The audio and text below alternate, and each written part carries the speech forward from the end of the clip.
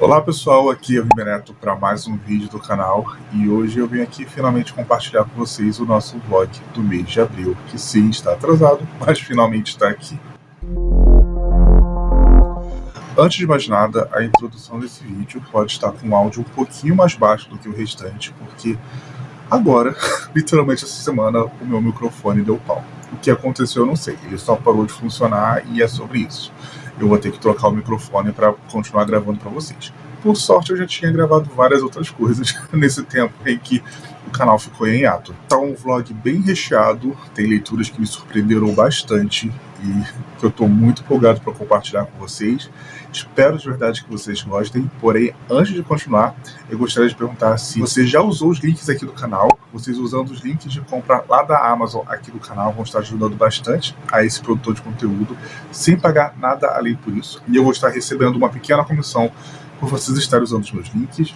Se aparecer o botão de super like aí para vocês, é só clicar na estrelinha, porque isso vai ajudar os algoritmos do YouTube a compartilhar o conteúdo do canal Book Crush para muito mais pessoas. E é sobre isso.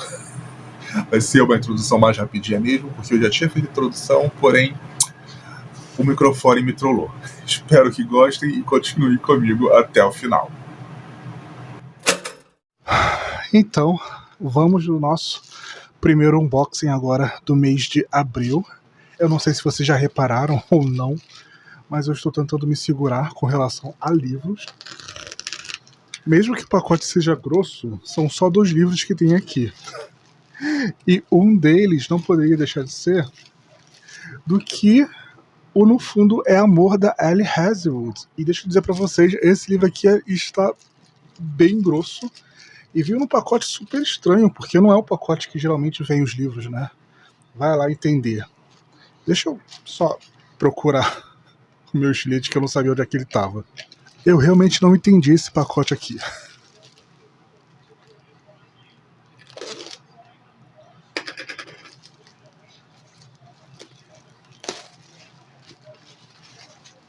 Eu tô um pouco chocado com a grossura desse livro, até porque, pela sinopse, ele vai ser uma história de romance na faculdade, né, com 2 nadadores, e eu não esperava que justamente na história Novo Adulto da Ali Hazelwood ela resolvesse escrever tanto. Aqui dentro tem a ilustração da capa completa, né, que era a capa que eu queria que tivesse ganhado, onde a gente vê melhor o casal, mas as pessoas ficaram com vergonha de um livro de romance ter um casal se pegando. Leitores de romance já foram bem melhores, né? E não é a mesma imagem, tá? Se você for reparar, é a mesma cena, só que cortada em ângulos diferentes. Enfim, eu tô muito atrasado. Muito atrasado nas minhas leituras de Ali Hazelwood, sendo bem sincero. Quando eu vou ler No Fundo é Amor, eu não sei. Início de capítulo é assim, bem simples. Até porque eu tenho vários outros livros dela para ler, né? Mas enfim, não foi o único livro que eu comprei nessa leva. O outro que também veio nesse pacote, gente, o que tá acontecendo? É o volume 2 de Semantic Arrow, de Jim Swarry, livro 2, lançado pela editora New Pop. Esse aqui já vai ser um romance na faculdade coreano ou japonês, eu acho que é coreano. Enfim, vamos abrir esse pacote esquisitíssimo. Não, gente, não. Além desse pacote, que obviamente foi a Amazon que colocou, tem um pacote do próprio livro. O que tá acontecendo? O que tá acontecendo?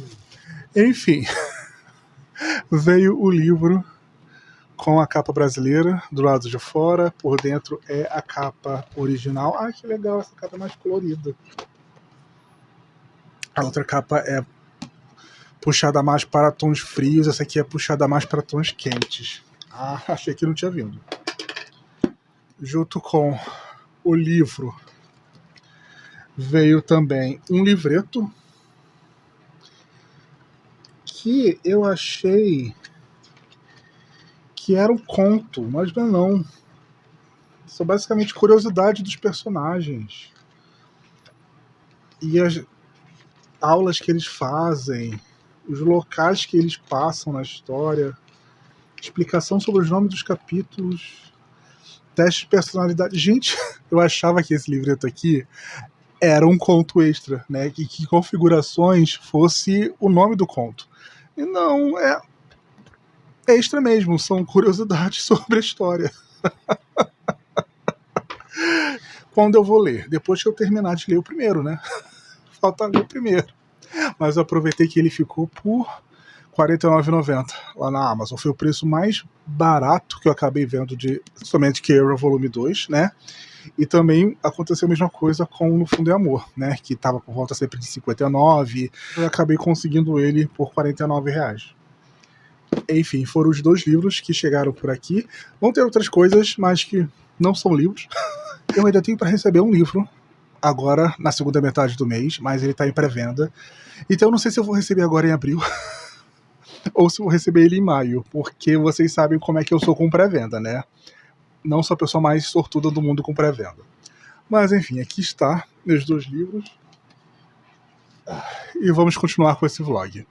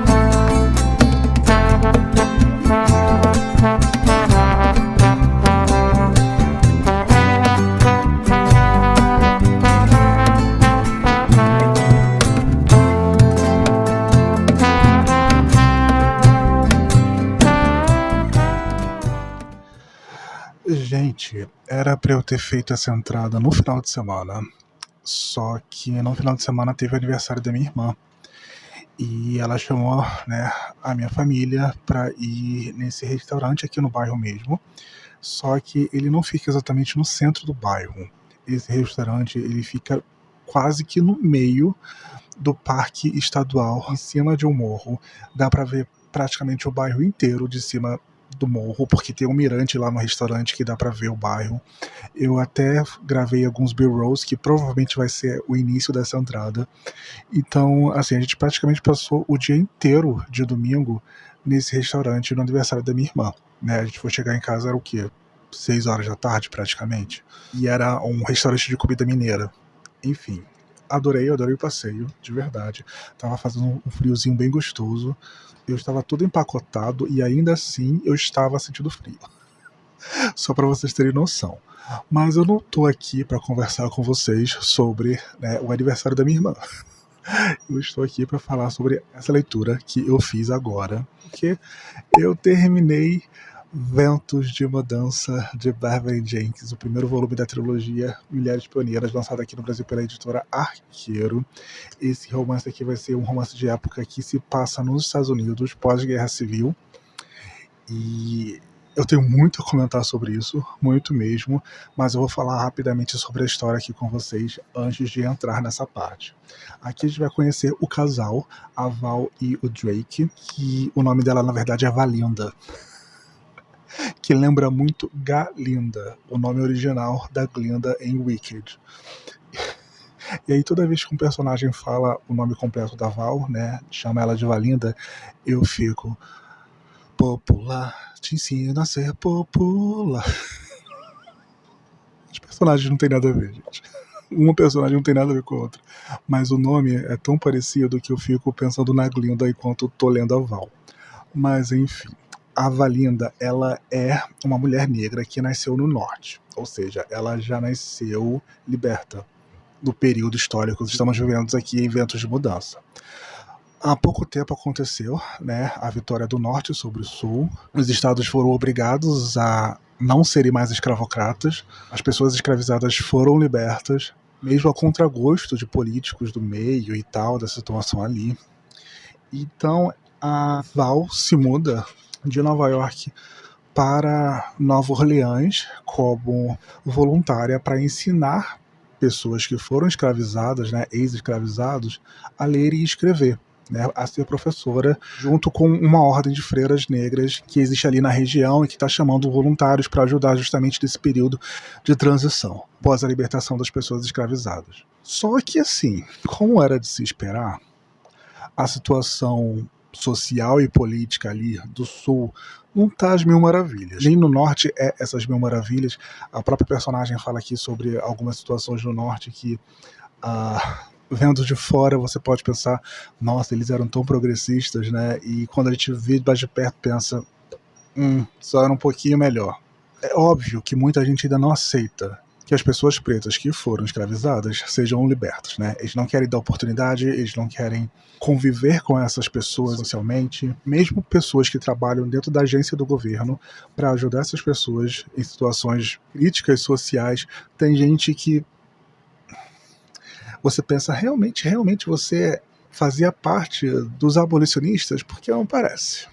Né? A Beverly Jenkins traz muito esse contexto aqui para Ventos de Mudança. E logo nos primeiros capítulos a gente vê que a escola dela, que ela ensinava não apenas para crianças, mas também para adultos, a ler e a escrever, foi vandalizada. Ela é praticamente expulsa da casa onde ela morava, porque ela vivia nessa pensão, que era cuidada por duas irmãs, uma que era muito boa e a outra que era uma megera racista. Só que a irmã boa morre e fica a megera racista, e o primeiro ato que ela faz quando a irmã dela morre é expulsar a Val da casa dela. E não apenas isso, nesse dia que a escola dela foi vandalizada, 3 soldados atacam a Val ali. E ela é salva apenas pelo Drake. Que o Drake, se eu não me engano, ele é capitão, o Drake Levesque. Ele é um homem negro e ele vem de uma família que é até bem abastada. Inclusive, eu preciso comentar sobre a família dele depois que eu falar a sinopse, né? E ele salva a Val dessa situação junto com a cunhada dele, né? Eles conseguem libertar ela desse ataque que atacaram ela logo após a escola dela ser, né, vandalizada. E eles meio que oferecem abrigo, principalmente a mãe do Drake, a Juliana Levesque, que é a matriarca dessa família Levesque, né? E dessa virada de 190 graus, a Val vai acabar se hospedando ali na casa da matriarca dos Levesque. E vai ter toda essa situação dela com o Drake, porque o Drake é um cara que chama atenção, ele é um cara bonitão, ele é charmoso, ele é conhecido por seus romances, por roubar corações femininos. Só que existe um problema. A Val, ela já é noiva. Ela é noiva do melhor amigo dela. Ela noivou com o melhor amigo porque o pai dela queria que ela se casasse com um homem mais velho e mais rico financeiramente, porque ele queria um casamento arranjado. Só que para fugir desse casamento arranjado, a Val, ela fica noiva do melhor amigo dela. Esse melhor amigo dela é jornalista e nesse exato momento, no começo da história, é claro, ele está na França para buscar fundos para abrir um jornal nos Estados Unidos. E existe toda essa coisa assim, tá, eu não sou exatamente apaixonada pelo meu melhor amigo, eu estou obviamente atraída pelo Drake, só que eu não posso ficar com o Drake porque eu já sou noiva, né? E antes dela acabar encontrando membros da família Levesque, né, e de encontrar refúgio, ela acaba meio que tropeçando em uma vidente, por assim dizer, uma cartomante.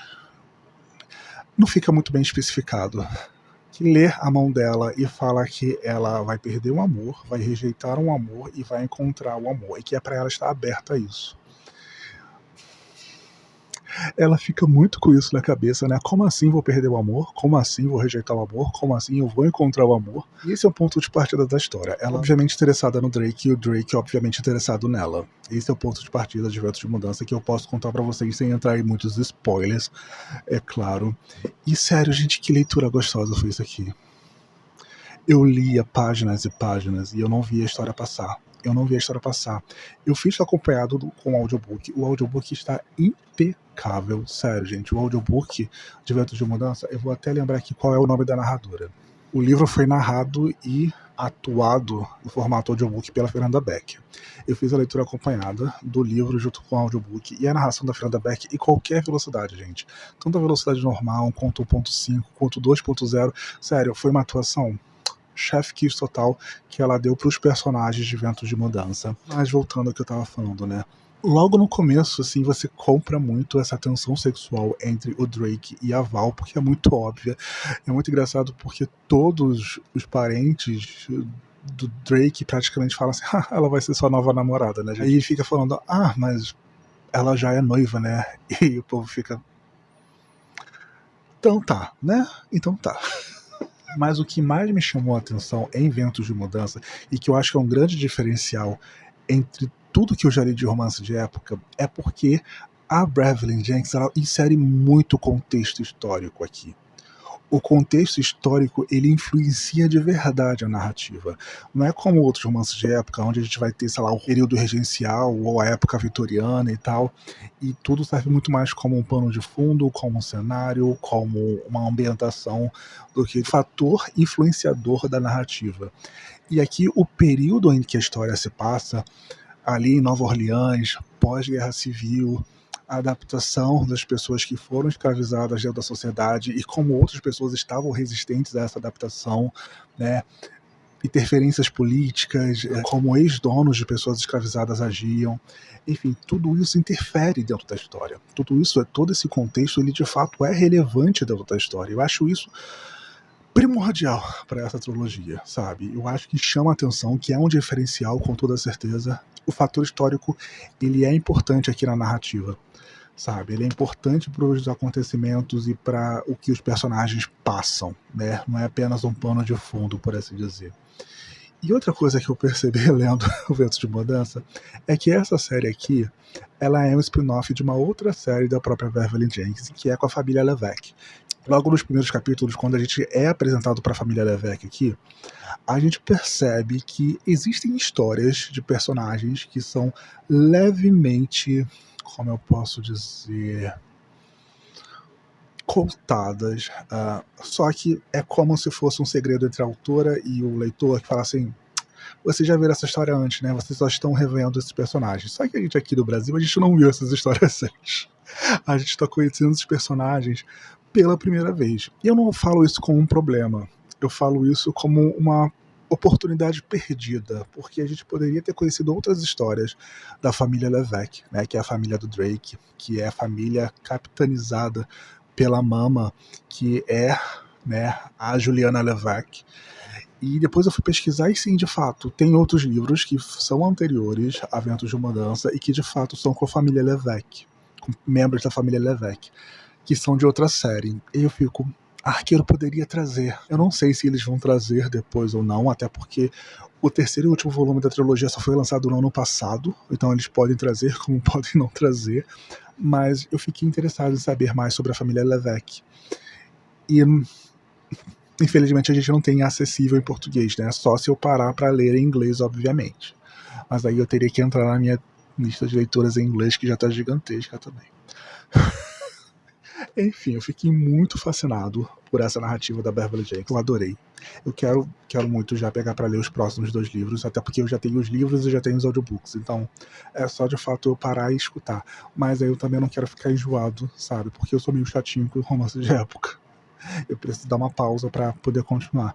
Mas, enfim, eu dei 5 estrelas para Ventos de Mudança. Eu fiz essa entrada gigantesca. Eu estou há 15 minutos aqui conversando com vocês, porque eu fiquei fascinado assim com Ventos de Mudança, sabe? É uma história muito, muito, muito boa. E, enfim, eu quero terminar essa trilogia esse ano ainda. Então, vamos para mais uma entrada de atualização da minha coleção de CDs. Primeiro caso de compra que eu tenho para mostrar aqui para vocês é muito engraçado, porque eu faço coleção dessa cantora, só que eu não gosto exatamente desse CD. Então eu empurrei muito com a barriga para comprar esse álbum, só que eu tô completando a coleção dela, né? não tinha muito o que fazer. Por sorte, eu acabei encontrando esse CD lá na Shopee por R$19, sem frete e lacrado. Eu tô falando do Shakira Ponto. Ele é de 2013, ele é da temida leva de álbuns de 2013. Eu gosto de algumas músicas desse álbum, só que ele em si não me agrada tanto, que eu acho que não tem muito a cara da Shakira. Aqui no Brasil ainda teve essa troca, né, da capa pela contracapa. Mas enfim, para completar a coleção eu superei esse meu ranço e comprei o Shakira Ponto. E para vocês terem noção, eu comprei esse álbum em 2025, né, e ele é um AA. Ele é uma primeira tiragem, deixa eu ver se vocês conseguem ver. Estão vendo, olha, ele é um AA. E assim, veio lacrado, veio com etiqueta, eu tentei salvar a etiqueta, mas a etiqueta foi junto com o plástico. E é sobre isso. Eu escutei para saber se o álbum estava funcionando direitinho ou não. E de fato eu gosto de algumas músicas separadamente, mas como álbum eu não gosto muito. Pelo menos a minha coleção da Shakira tá avançando, né? Daí eu fiz outras compras de CDs novos lá na Shopee também. Eu comprei o Dance Fever da Florence and the Machine, que veio nesse digipack, por isso que ele tá dentro do plástico. E assim, eu gosto muito da Florence, e a minha Florence favorita é a Florence Bruxa. Tanto que o meu álbum favorito da Florence é o Ceremonials. Tanto que eu preciso comprar o Ceremonials também para ter na minha coleção. Mas aí eu encontrei também esse álbum lacrado lá na Shopee por R$30. E eu fiquei até na dúvida se eu comprava essa edição aqui em digipack ou se eu comprava a edição de luxo, que é em formato de livro e que vem com as letras das músicas, vem com um chute completo, né, do álbum. E eu fiquei muito tentado a comprar porque ele era só R$30 mais caro do que a edição standard, também lacrado e tal, também novo. Tinha na mesma loja, inclusive, que eu comprei desse daqui. Só que eu pensei assim que eu não ia ter lugar para eles na minha coleção. A maioria dos meus CDs são assim, né? Ou é digipack ou é acrílico. Então ele ia ficar destoante da minha coleção. Aí por conta disso eu acabei comprando a edição em digipack mesmo. Mas é lindo, gente. Eu vou até abrir aqui, porque ele vem com gatefold. Sério, lindíssimo, lindíssimo mesmo. Eu gosto muito desse CD. Ele tá ali pau a pau pra mim, junto com o Ceremonials, porque como eu falei pra vocês, a Florence Bruxa é a Florence que eu mais gosto, né? A Florence mais divertida pra mim. E esse álbum é como se fosse um grande conto de fadas. É sensacional, sério, escutem Dance Fever, vocês vão gostar.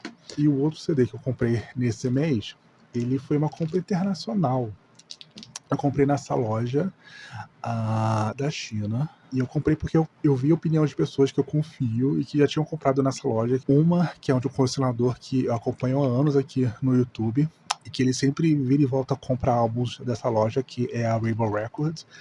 E a outra foi uma amiga minha, a Bárbara, que ela acabou comprando um CD nessa loja também, e também chegou super certinho na casa dela. E eu comprei esse álbum, e no momento que a gente compra lá no Shopee um produto importado, já entra, né, as taxas no carrinho. Esse álbum, ele na loja estava sendo vendido por 40, mas junto com as taxas ele saiu por quase R$58, mais ou menos. O que foi bem mais barato do que a edição nacional em acrílico, que eu acabei encontrando em algumas lojas que estavam vendendo a R$100. Então, eu importar o CD ainda acabou saindo mais barato do que eu comprar um nacional, né? Eu estou falando do Something to Give Each Other, do Troye Sivan. Sério, gente, eu nunca liguei muito pro Troye Sivan, mas esse álbum aqui, ele me pegou em todas as músicas. Todas as faixas dele são muito boas, sabe? Eu vira e volta, tô escutando esse álbum, então valeu a pena ter importado ele. E a edição é lindíssima, apesar de ele ter sido dessa loja chinesa, ele é uma edição australiana, na verdade. E ele também é gatefold, como vocês podem ver. E é um álbum muito, muito, muito bom. Como eu falei, eu realmente nunca prestei muita atenção no Troye Sivan, mas esse álbum aqui me conquistou de verdade. E foi por conta dele que eu não comprei mais CDs, né? Porque, querendo ou não, ele foi quase R$60. Se eu tivesse comprado outros álbuns de sebos, eu teria conseguido pelo menos uns 3 ou 4 nesse valor total, né? Mas os meus acréscimos da coleção desse mês foi o Something to Give Each Other, o Dance Fever da Florence, e que também foi um AA. Me surpreendi muito, porque eu consegui um outro AA. Acho que agora deu para aparecer bem pouco, né? Aqui, AA. E o Shakira Ponto, que não é meu favorito, mas pelo menos eu tô completando a coleção da Shakira. Olha só que eu acabei de comprar. Um drive de CD e DVD aqui pro meu quarto, já que os aparelhos de notebook mais recentes, né, não vem com drive. Eu acabei achando esse baratinho lá na Shopee. E já que agora praticamente eu tô voltando a colecionar CD, né?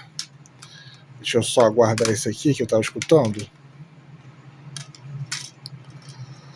Eu comprei lá, foi só R$70. Eu tenho que guardar esses CDs todos. Foi só R$70 lá na Shopee. Ele toca CD, toca DVD e é só conectar no computador. Você não precisa instalar nada, não precisa instalar nenhum drive no computador. É só colocar o cabo no computador e ele já começa a reproduzir tanto a música quanto o DVD de filme, de show, qualquer coisa do tipo. Enfim, passei o dia praticamente escutando música. Sério, eu escutei todos os CDs aqui. Mas era que eu precisava testar, né? E eu tava aqui vendo no projetor, como vocês podem ver. Enfim, tô muito, muito, muito feliz com essa compra. Vocês se lembram que no outro unboxing que eu fiz aqui no canal, nesse vlog, eu falei pra vocês que eu estava esperando um livro de pré-venda? Eu recebi o livro uma semana antes do lançamento. Estou reclamando? Não, não estou. Muito pelo contrário, estou muito feliz por isso. Porque da última vez, o livro foi chegar aqui em casa de pré-venda umas 2 semanas depois do lançamento, porque eu acho que o livro não ficou pronto a tempo do próprio lançamento. Então ele acabou chegando atrasado aqui em casa.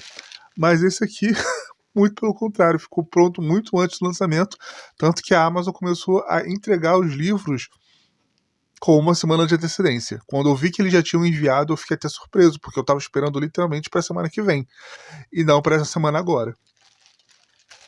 Enfim, né? Vamos fazer esse unboxing aqui juntos?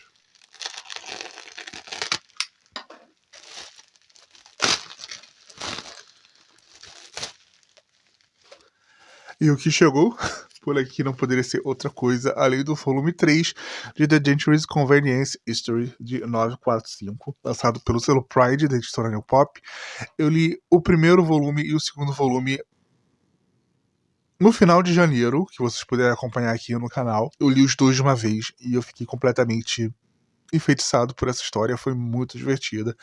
É a história do Eijun e do Gun-woo. Eijun é esse rapaz universitário que trabalha em uma loja de conveniência em uma área meio barra pesada, e o Gun-woo é esse muito provavelmente líder de uma máfia.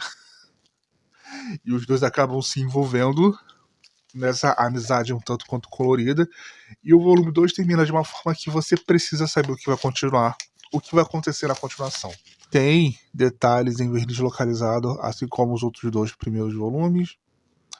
Aqui atrás a gente vê, né, Eijun e Gun-woo. Esse aqui muito provavelmente é um personagem novo. Aqui nós temos a bio, né, de 945. A entrada do livro, ele é, né, colorido, impresso em papel revista. E obviamente eu estou aqui escolhendo o que eu posso não mostrar para vocês, porque The Dangerous Convenience History é um mais 18 mesmo, sabe? Um mais 18 cheio de cenas mais 18. Então não dá nem para ser leviano na hora de mostrar algumas cenas aqui.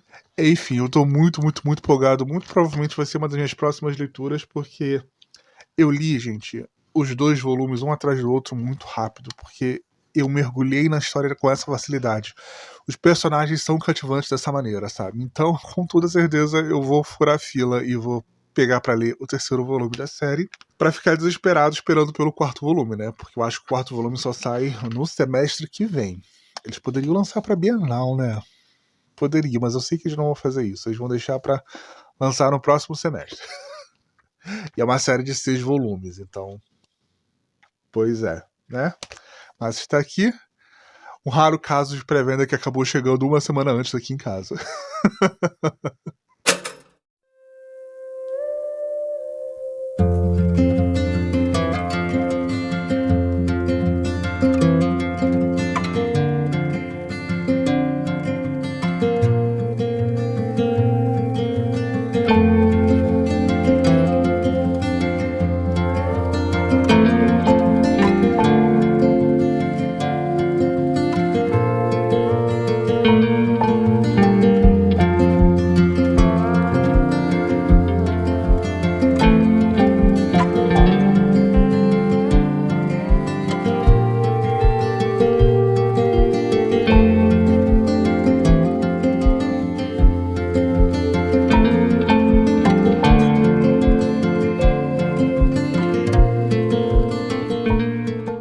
E nessa manhã de domingo de Páscoa, eu não poderia deixar passar em branco e eu ganhei chocolate. Eu sempre fico surpreso quando isso acontece. Gente, eu passei por um susto que eu vou contar pra vocês agora. E foi com relação ao meu Kindle. O que aconteceu? Tá vendo a capinha dele aqui no plástico, né? Aí você tá se perguntando, por que a capinha dele está no plástico? Porque eu tive que tirar a capinha dele. Basicamente, nesses 2 primeiros meses do ano, eu não mexi no meu Kindle, porque, como falei pra vocês, eu tava nesse foco de ler mais os livros físicos que eu tenho aqui na estante, para poder escoar eles, então eu estava me dedicando mais aos meus livros físicos do que, de fato, aos livros digitais. Então eu deixei ele desligadinho, ali, com a capinha e tal, protegido, só carregando de vez em quando. Aí, no outro dia, né, eu fui abrir o Kindle, né, para atualizar ele. E quando eu abri a capinha, deu um bug sinistro na tela, assustador. Por quase 20 minutos eu achei que eu tinha perdido meu Kindle. Até que, por um estalo, eu lembrei que algumas pessoas já tinham alertado sobre isso, sobre a capa magnética acabar afetando a operação do Kindle, o que é muito irônico, porque, né, a capa magnética foi invenção da própria Amazon, mas enfim. Aí eu fiz o quê? Tirei o Kindle da capa e coloquei ele para reiniciar. No botão mesmo, sabe? 30 segundos de botão para ele reiniciar sozinho. E quando eu tirei ele da capa e coloquei para reiniciar, ele voltou ao normal. E isso foi um alívio tão grande. O meu Kindle é de 10ª geração. Eu comprei ele em 2020, porque o meu Kindle antigo, acho que de 3ª geração, 3ª ou 4ª geração, ele tinha, né, parado de funcionar ali no período da pandemia. Aí eu comprei o Kindle, né, muito mais barato do que está hoje em dia, o 11ª geração, com toda certeza. E eu falei assim, gente, eu não posso comprar um Kindle nesse exato momento, eu tenho que resetar esse Kindle de alguma forma. E eu consegui resetar o Kindle para voltar ao que estava antes do bug. Sério, a tela, ela ficou toda quadriculada, ela ficou toda pixelizada, sabe? Foi um bug assim que você não conseguia nem mexer direito na tela. Você via pedaços da tela em posições completamente diferentes, sabe? Tipo, a parte de cima da tela estava aparecendo aqui embaixo, para vocês verem o tamanho do bug. Aí eu falei assim, não vou colocar isso de volta não. Não vou colocar isso de volta, não vou arriscar o meu Kindle com o magnetismo dessa capinha. 1 ano já foi risco suficiente para ele estar aqui dentro. E tirando ele do Kindle, o Kindle dessa capa, funcionou completamente normal. Só que aquilo, né? Assim, às vezes eu tô lendo na cama, às vezes o Kindle escorrega da minha mão, e isso me deu um cagaço tremendo de acabar quebrando o Kindle, de deixar ele cair e rachar a tela ou qualquer coisa do tipo. Eu falei, tá, mas ele não pode ficar sem proteção. O que eu vou fazer? Aí o que eu fiz? Eu fui lá e comprei uma capinha de silicone para ele. E eu fui muito surpreendido com essa capinha aqui, depois de praticamente todo mundo já ter a sua, Porque ela realmente ela é anti-queda, porque ela tem essas pontas protegendo as 4 pontas do Kindle, né? Se cair assim, ela vai estar protegida. E se cair de cabeça, ela também vai estar protegida, porque eu não sei se vocês vão conseguir ver, mas tem um espaçamento para fora que deixa o Kindle resguardado, né? Então, se cair assim, o que vai cair, de fato, vai ser a capinha e não o Kindle em si. Ele não vai cair no chão ou qualquer outro lugar. Ele vai estar protegido, né? Aí, por ser uma capinha transparente e tal, eu fiz exatamente o que todo mundo fez, que foi personalizar com adesivos, alguns adesivos que, né, eu tinha feito pro meu bullet journal, que acabaram sobrando. Usei uma cartela de Natan Lino que eu tinha feito para Bienal de 2023, que eu ainda tinha aqui em casa também para colar algumas coisas. Usei outros adesivos que eu tinha aqui em casa, enfim. Aqui um adesivo de Fancy, nunca tinha usado, acabei usando aqui. E eu tô completamente apaixonado por essa capa, porque ele deu uma renovada muito boa no meu Kindle. Sério, eu olho pra ele, por conta da capa, parece um Kindle novo. Ele é muito gostoso, muito fácil de manusear e tal. Porque, querendo ou não, a capinha você tinha que deixar ela dobrada, você tinha que ficar segurando ela. E aqui não tem esse risco. Aqui não tem esse risco. E o principal, vai estar protegido o magnetismo dele, né? A tinta e-ink. Você liga e desliga no botão. Tá funcionando totalmente, normalmente, sabe? Então, assim, a minha dica pra vocês hoje é, se puder evitar comprar capa magnética, por mais bonito que seja, e um dos motivos que eu comprei ela era porque ela era muito bonita. Eu sempre quis ter, porque sempre achei muito bonita. A minha dica é não compre. Compre essa de silicone, ela é mais barata. Eu acho que eu paguei R$30 nessa, e nessa aqui eu paguei 20. Ou seja, ela é R$10 mais barata, sabe? Você não vai estar mexendo com o sistema do aparelho por conta da capa. E, enfim, ela vai estar protegida de queda de verdade, assim. Ela é bem protegida e tal. E você pode personalizar o fundo. Eu usei, vou tentar mostrar aqui. Eu usei o próprio papel que veio na capa, estão vendo? Para fazer para fazer o recorte de trás, né, a colagem, eu usei a própria capa. Enfim, minha dica é: evite comprar a capa magnética e compre a capa de silicone, que vocês não vão se arrepender. Então, o Boys Love de abril não poderia ter sido outro livro, outra escolha, além de, é claro, o volume 3 de The Dangerous Convenience History de 945, lançado aqui no Brasil pelo selo Pride da editora New Pop. E assim, eu fui empurrado para essa série e eu acho que se tornou uma das minhas histórias favoritas desse ano, de 2025. E aqui a gente vai começar a história de The Dangerous Convenience History exatamente do ponto em que a história do volume 2 parou. Mas qual é a história de The Dangerous Convenience History? Enfim, nos 2 primeiros livros, a gente acaba conhecendo Ei-jun, que é esse rapaz universitário que trabalha em uma loja de conveniência no turno da noite, no turno da madrugada praticamente. Essa loja de conveniência, ela fica num bairro meio barra pesada e ela atende muitos trombadinhas, rapazes de gangue e tal. E um desses clientes acaba sendo o Gun-woo, que nesse volume aqui não tá aparecendo direito, né? Ele está aqui. Esse é o Gun-woo e esse é o Ei-jun, que parece ser também um mafioso, né? Parece que faz parte de uma gangue também. Só que ele é muito gentil, ele conversa com o Ei-jun, eles acabam se tornando amigos ali por conta do trabalho do Ei-jun nessa loja de conveniência, e o Gon sempre tá voltando ali para comprar cigarro e bebida e tal. O Gon, ele defende o Ei-jun ali em uma situação em que ele praticamente é agredido por um desses trombadinhos que acaba entrando nessa loja de conveniência. E o Ei-jun acaba descobrindo que o Gun-woo é vizinho de apartamento dele, que mora literalmente do lado dele. E depois de uma decepção amorosa, em que o Ei-jun tá ali conversando com o Gun-woo e abrindo seu coração completamente melancólico sobre essa decepção com esse rapaz da faculdade, ele acaba revelando que, sei lá, se alguém aparecesse que fosse muito bonito e que tivesse um membro gigantesco para satisfazer ele, talvez ele esquecesse desse rapaz.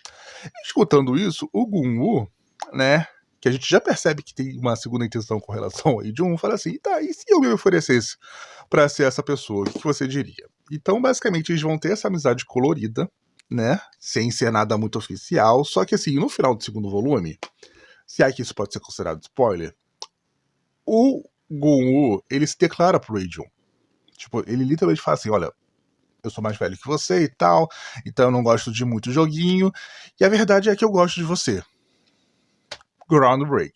Mas é óbvio que isso vai surpreender o Hee-jun.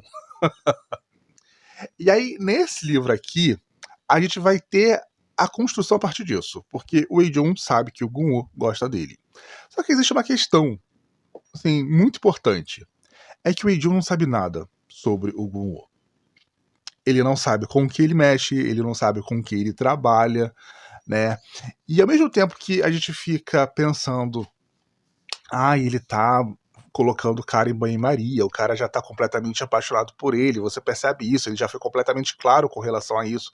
Ele até faz algo que não é muito comum em histórias asiáticas, né? Que o Hee-jun fala pra ele assim, porque, assim, você é hétero, né? Aí ele falou assim, olha, eu gosto de você. Eu vou pra cama com você. Então, uma coisa que eu sei a partir desse momento é que eu já deixei de ser hétero. A 945 já cortou esse papo, já falou assim, olha, não, né, gente, vamos parar com isso. E, assim, ele é muito seguro sobre si, o Gun-woo, sabe? Ele é muito aberto sobre si nesses tipos de aspecto. Porém, ele, obviamente, não fala muito sobre o trabalho dele, porque tá bem claro que o trabalho dele não é uma coisa legal, né? Parece, assim, que é uma empresa e tal. Por isso que acaba surgindo esse personagem aqui, que é meio que o filho do chefe do Gun-woo, que ele tem uma intenção muito clara com relação a como conduzir o grupo deles a partir de agora, que o pai dele tá meio que no hospital por conta de um acidente. Então, ele quer o apoio do Gun-woo e ele acaba meio que colocando o Hee-jun ali no meio para conseguir o apoio do Gun-woo a executar esse plano. E assim, é óbvio que o Gun-woo não quer contar tudo pro Hee-jun por conta da vida que ele leva, né? Só que também é muito óbvio e muito aceitável o Hee-jun ele ficar receoso com isso. Porque, tipo assim, tá, no que eu vou estar me envolvendo aqui se eu aceitar começar a namorar com o Gun-woo? Querendo ou não, a gente sabe que o Gun-woo de fato é um criminoso. Ele é um mafioso, ele faz parte de uma máfia. Mesmo que esse rapaz aqui, ele queira transformar a máfia deles, de fato, uma empresa de verdade. O plano dele é isso. Já que o pai dele, né, está no hospital, ele transformar, de fato, a máfia em uma empresa. Sair da ilegalidade, né? E ele quer o apoio do Gun-woo para isso, né? Do braço direito do pai, para que ele consiga executar esse plano. Só que ele também tem, tipo assim, tem todo o espírito de mafioso possível. E, enfim, por mais que tenha essas coisas assim, Hee-jun, aceita logo. A gente sabe que ele quer descobrir mais sobre o Gun-woo para poder entrar nesse relacionamento, só que o Gun-woo não conta as coisas para ele para proteger ele. Então tem todo esse impasse que faz muito sentido, mas que deixa a gente com raiva do mesmo jeito. Tipo assim, a posição do Gun-woo e a posição do Hee-jun faz muito sentido.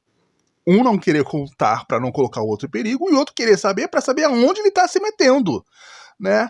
Mas ainda assim a gente fica assim, se resolvam logo, gente. Comecem a namorar logo. Porque, tipo assim, a única coisa que falta aqui é oficializar, porque eles praticamente já são namorados, né? Enfim, eu dei 5 estrelas para The Dangerous Convenience History, volume 3. Eu quero que a editora New Pop traga logo o volume 4. Se eu não me engano, a história termina no 6º volume. E diferente de One or Off, The Dangerous Convenience History já foi finalizada. Já foi até publicada em formato físico, então a gente sabe que não tem risco de a gente ficar sem o último volume, né? Como aconteceu com o One or Off, que eu acabei descobrindo tudo porque aqui a gente não acabou não recebendo e não é culpa da New Pop. Pode ficar tranquilos que não é culpa da New Pop, é um problema que aconteceu lá na Coreia. Mas que, ao mesmo tempo, vai significar que a gente vai ficar sem final de história aqui no Brasil. Rindo de nervoso. Mas enfim, eu dei 5 estrelas para The Day Just Convenience History. Como eu falei pra vocês no começo, essa é uma das minhas histórias favoritas desse ano, é um dos meus book crush desse ano de 2025, e esse foi o Boys Love que eu li agora nesse mês de abril. Olhem só o tamanho desse pacote que eu acabei de receber do grupo Companhia das Letras. Dessa vez eu estava esperando por esse pacote, porque diferente do mês de fevereiro, né, em que eu fui completamente pego de surpresa com a entrega da Companhia das Letras aqui em casa, nessa semana eu entrei no meu e-mail e eu vi que eles tinham enviado uma nota fiscal. E assim, eles mandaram dentro de uma caixa, é o pacote do grupo Companhia das Letras, mas eles mandaram aqui dentro de uma caixa e vem muita coisa nesse press kit que eles mandaram pra mim. E eu fiquei até surpreso deles terem enviado, né, esse press kit pra mim, porque, como vocês sabem, eu não sou parceiro fixo deles há mais de um ano. Estou reclamando? É claro que eu não estou reclamando, né, gente? Pelo amor de Deus. Tô até feliz pra eles terem mandado isso pra mim. Veio, né, o pacotinho que eles sempre colocam, e dentro tem uma caixa. Olha só, uma caixa toda personalizada. Escrito que os jogos comecem. Ele é lançamento da Paralela. E vai ser uma romantasia com deuses gregos. Uma romantasia adulta, obviamente. Deixa eu tirar daqui.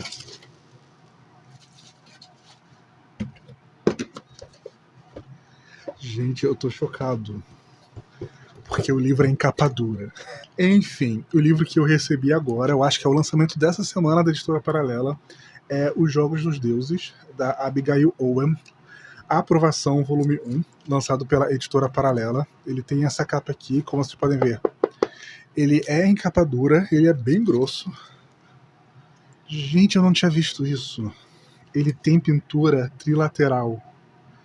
E é uma ilustração mesmo aqui do lado. Eu acho que são constelações. Espera aí.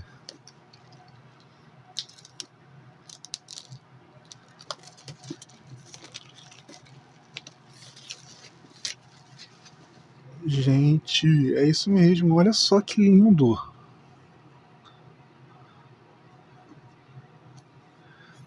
Muito bonito. A entrada dos capítulos tem uma ilustração de machado, como é na capa, né? Deixa eu ver se tem outras. Gente, olha só essa folha de guarda. Essa ilustração, tanto na abertura quanto no final. Chocado estou.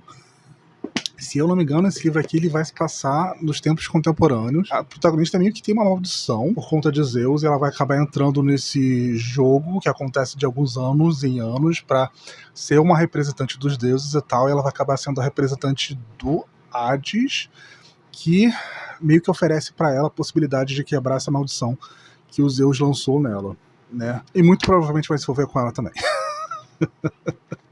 A tradução desse livro aqui é da Jana Bianchi, tem aqui atrás, e junto com o livro Os Jogos dos Deuses vieram também os brindes, que eu acho que são os brindes de pré-venda. Veio um chaveiro, que eu muito sinceramente eu acho que eu vou usar porque o meu chaveiro quebrou. Um postal com essa ilustração. Veio um pôster que é com a ilustração da folha de guarda, só que, né, bem maior. Vieram marcadores, deixa eu abrir aqui. Sim, vieram 4 marcadores, cada um de um representante de um deus. A protagonista, a Lyra Caris, né, representante do Hades. Representante de Atena é Dex Soto. Representante de Afrodite é Jack Murphy. E representante de Zeus é Samuel Sebina, ou Sebina, enfim. Veio também uma carta de apresentação da Editora Paralela.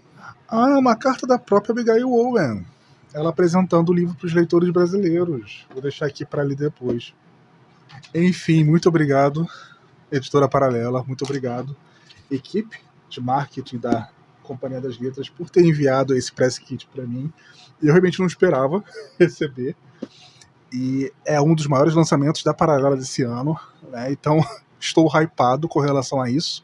Assim que eu conseguir ler, eu venho aqui e converso com vocês, mas estou empolgado sim, até porque envolve mitologia grega e vocês sabem que eu gosto de mitologia grega, né?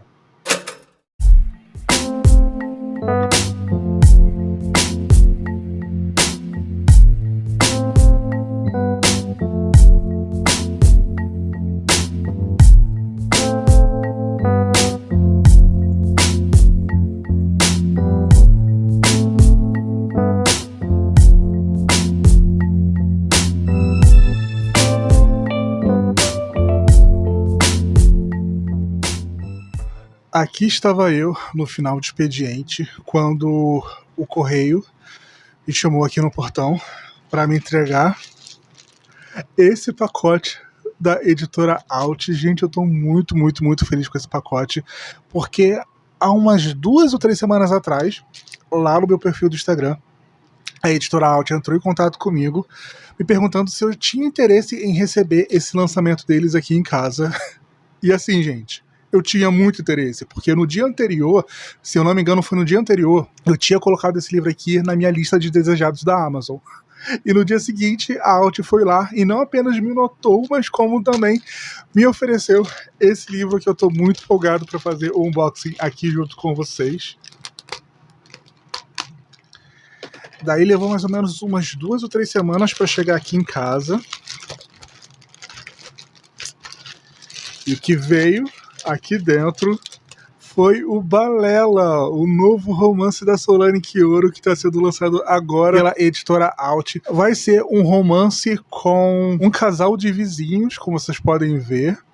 Eu tô muito empolgado, eu gosto muito das histórias da Solane Quioro. Eu tenho aqui o Reticências, que é o outro romance que saiu pela editora Alt, que eu já li da Solane. Todo ano participo do Bingo Literatura Negra, que ela promove no mês de novembro. E sério, eu fiquei muito feliz de verdade de ter recebido esse livro aqui de ação da editora Alt.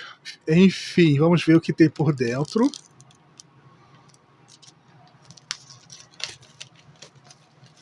A capa tá muito bonita, porque no título, olha, tem verniz localizado. Eu acho que consegui mostrar pela câmera. Ah, veio o brinde! Espera aí, gente, veio o brinde.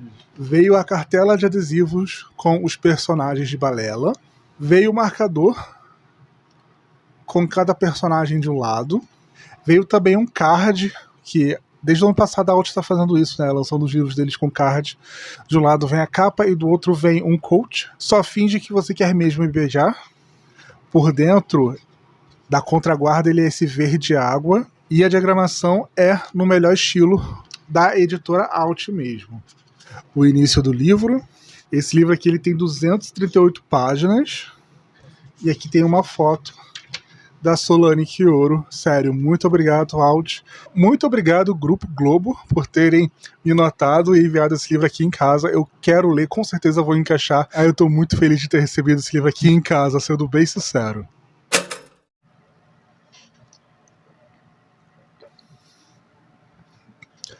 Olha, eu vou dizer pra vocês, eu acho que nessa entrada eu vou conversar com vocês sobre um dos livros que mais me surpreenderam positivamente nesse ano de 2024, até o momento, é claro. Eu já conhecia a autora, eu já tinha outros livros dela, eu já li outros livros dela, mas por que ele me surpreendeu positivamente? Porque no ano passado eu li um dos livros mais elogiados dela, que é simplesmente o livro mais famoso dela, que elevou o nome dela para outro patamar. E quando eu li, eu achei muito bem escrito, mas eu não me apeguei tanto assim à história. Eu fiquei, ok, 4 estrelas, muito bom, mas não está entre os meus favoritos da autora. E esse livro que eu li agora, nesse mês, ele foi recebido de uma forma muito morna mesmo. As pessoas ficavam falando, ah, legal. E quando eu li, eu fui muito imerso nessa história, nesse universo, nesse ambiente que a autora criou. Eu tô falando de Mansão Gallant, de V. Schwab, que já foi lançada aqui no Brasil pela editora Galera, mas essa minha edição aqui é a edição americana, até porque eu não gosto da capa brasileira, então foi por isso que eu fui atrás da capa americana. E paguei até bem barato lá no Shopee. é uma história. Antes de começar, eu achava que era uma história infanto-juvenil, mas é mais uma história juvenil mesmo, que vai misturar história de casa mal-assombrada com universos paralelos. E mistura de uma forma tão única, com um ambiente tão próprio, que eu achei sensacional. Enfim, antes de falar sobre a ambientação em si, vamos falar da história, né? Aqui a gente vai conhecer a Olivia Prior, que é essa jovem que deve ter por volta dos seus 15 anos, mais ou menos, que até então acreditava ser uma menina órfã, sem família, que vivia nessa escola para moças desamparadas, um nome mais bonitinho para um orfanato que prepara moças para serem basicamente empregadas de famílias abastadas ou então esposas de caras muito abastados que estão atrás de uma jovem para ser esposa deles. E que ela é vista de uma forma muito negativa dentro dessa escola, desse internato, porque ela não fala. Ela consegue escutar, ela compreende o que as pessoas estão falando, mas ela não consegue falar. Toda a lembrança que ela tem da família dela é o diário da própria mãe, que foi encontrado junto com ela, e que conta de forma meio trocada como a mãe perdeu o pai dela e como ela foi perdendo o seu psicológico no decorrer disso, né? E ela não tinha esperança nenhuma de encontrar a família. Até que um dia chega uma carta nessa escola, nesse internato dela, falando que é um tio, irmão da mãe dela, que estava procurando por ela há muitos anos em outras escolas e tal. E falando para ela ir se encontrar com ele na mansão Gallant, que é do outro lado do país praticamente. Essa é uma história que eu acredito que se passe no Reino Unido, não fica tão claro assim, mas pela ambientação e tal, e por alguns pontos, eu acredito que se passa no Reino Unido mesmo. E ela se vê com um membro de uma família nova, né? Ela basicamente tem um dia para se arrumar, para juntar suas coisas e ir nessa viagem para o outro lado do país, né? E até a mansão Gallant, só que tem um porém. Nos cadernos que ela tem da mãe dela, a última página basicamente é a mãe dela escrevendo uma carta para ela falando: não vá para a mansão Gallant. Você pode encontrar sua casa em qualquer lugar, mas não vá para a mansão Gallant. Só que ela é uma jovem que está tentando encontrar o seu lugar no mundo. É uma jovem que até então ela nem acreditava que tinha família. Então, estar em uma casa onde ela tem basicamente a história da própria família, a sua história de origem, é muito tentador. E quando ela chega na mansão Gallant, ela percebe que realmente o lugar é meio estranho, né? Porque ela via espectros, eu acho que é assim que está em português, espectros, no internato. E a mansão Gallant, basicamente, ela é repleta de espectros que são os membros da família Prior, membros da família dela. E a família em si, basicamente, não existe mais. Quando ela chega lá, ela descobre que esse tio, que teoricamente mandou a carta para ela, já morreu, faleceu há mais de um ano. A única pessoa da família que sobreviveu é um primo mais velho dela, que deve ter, sei lá, por volta dos seus 19, 20 anos no máximo, e 2 empregados da casa. Basicamente são os 3 que sobraram ali na mansão Gallant. E nenhum dos 3 mandou essa carta para ela. E parece que existe uma maldição sobre a família Prior, que são os donos dessa propriedade, e que meio que acorrenta a família inteira ali. E ela acaba descobrindo que pode ou não estar entrando uma casa que é amaldiçoada. E basicamente esse é o ponto de partida de Mansão Gallant. É isso que eu posso dizer da história. E o que eu posso dizer nesse momento é que eu simplesmente devorei esse livro aqui em inglês em 2 dias. São mais ou menos 350 páginas. Quase isso, 340 páginas. E eu li isso aqui em inglês em 2 dias durante a semana.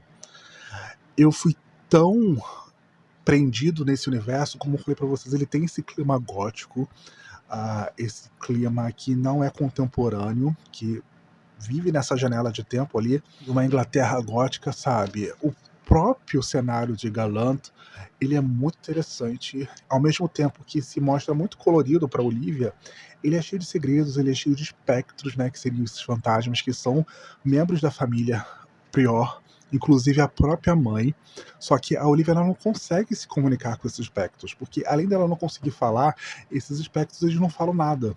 Eles são pedaços da pessoa como se fossem memórias vivendo por ali dentro dessa casa, sabe? Mas não apenas isso, né? Existe essa maldição que prende a família Prior ali. E parece que a mansão Gallagher, ela não é apenas assombrada. Ela é um portal para um universo paralelo. E nesse universo paralelo, pode ter alguém ou alguma coisa que está muito interessado na Olivia e que meio que conseguiu atrair a Olivia para a mansão Gallagher. Enfim, é um livro lindo visualmente, ele é cheio de ilustrações, e no decorrer do livro a gente vai entender a origem dessas ilustrações, que não estão aqui apenas para ilustrar momentos da história, que na verdade faz parte da própria história, essas ilustrações. Eu achei isso genial.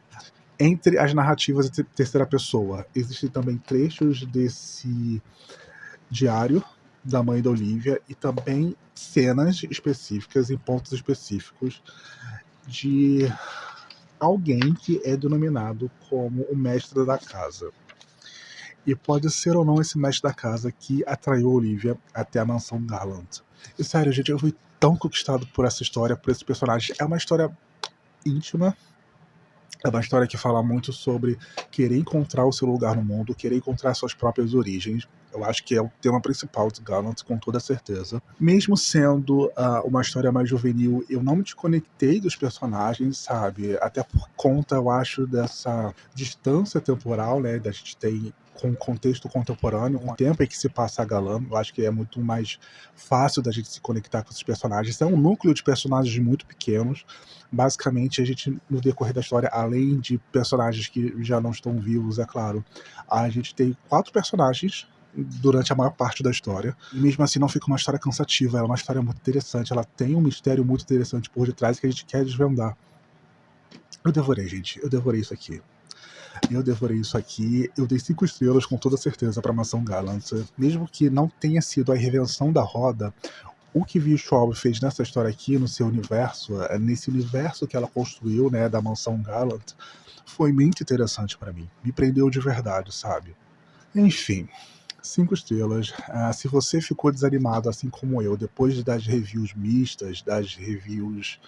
Não é nem mista, né? Seriam mornas, das reviews mornas, pegue para ler, porque eu acho que você com certeza vai se surpreender com esse universo construído em Galan. E eu gostei muito, muito, muito desse livro. E foi mais uma leitura do meu projeto de 12 livros para 2025, né? Vou conseguir preencher mais um quadradinho da minha cartela. E esse foi o nosso vlog de abril. Espero de verdade que vocês tenham gostado e que tenham acompanhado até aqui. Se leram algum desses livros e pretendem ler, vamos conversar. Conversar com vocês é a melhor parte do vídeo para mim. Deixa aqui embaixo nos comentários que eu vou responder todo mundo, assim como eu sempre faço. Clique em gostei, compartilhe com seus amigos, compartilhar o vídeo, clicar em gostei ajuda muito o conteúdo do canal Bruxas a ser muito mais difundido. E é sobre isso. A gente se vê no nosso próximo encontro. Tchau e até mais.